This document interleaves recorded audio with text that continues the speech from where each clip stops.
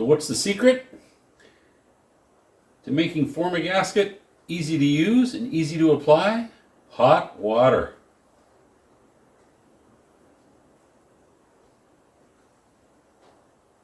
Squeezes out just as lovely as you would want it to go. And now you can spread it with your finger just as easy as can be.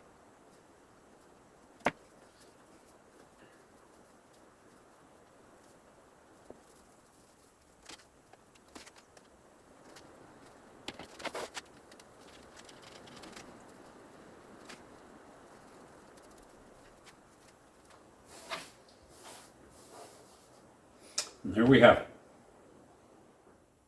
So we had a quick review of how easy it was to spread our Form-A-Gasket, 2B Form-A-Gasket.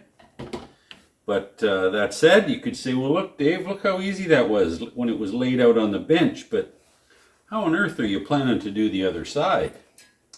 Well, we're going to show you. So let's just slip our gasket into place. No fancy worries about it right now, because objectivity is to get gasket goo on this side of the unit. Put down. Now this is whipping cord, and I've already cut some pieces. This is just a waxed string. Very, very helpful for doing jobs like this, where you're trying to hold a gasket in place while you're installing it. So these are going to do us double duty.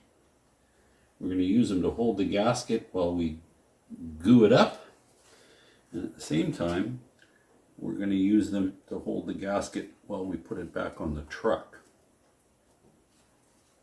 Now you don't tie a knot, you just tie the first half of a knot.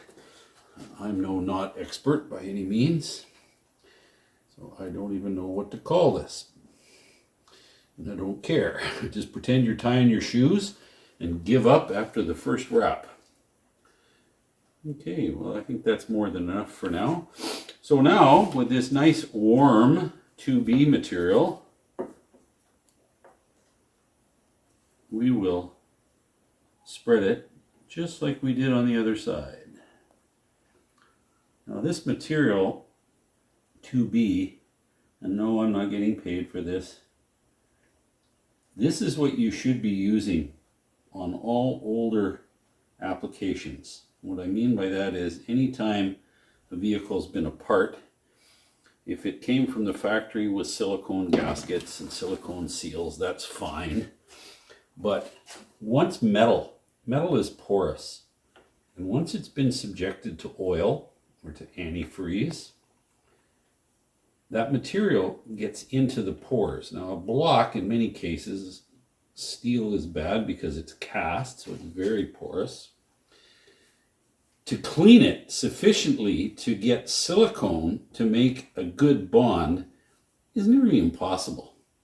So all these super high-priced silicone sealers, with all their advertising and blah, blah, blah, I don't give them any faith. I've been using this, I guess now for coming close to 50 years.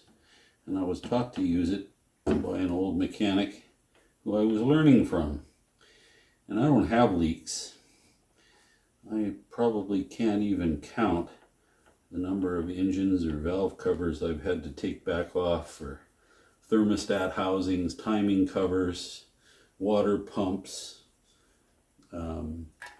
So there's my little pitch. This is how easy this stuff is. You know how messy it is to try and clean up silicone, and it just seems like you can't get rid of it? Well, tiny little bit of lacquer thinners, mineral spirits, or good old orange hand cleaner, and this stuff disappears. Now it stays reasonably pliable, doesn't dry up hard like a silicone and go gooey. So you've got tons of working time. I can do this now, go for coffee, come back this afternoon.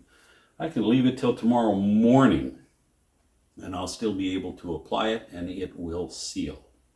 So that's my little tech tip of the day. Thanks, folks.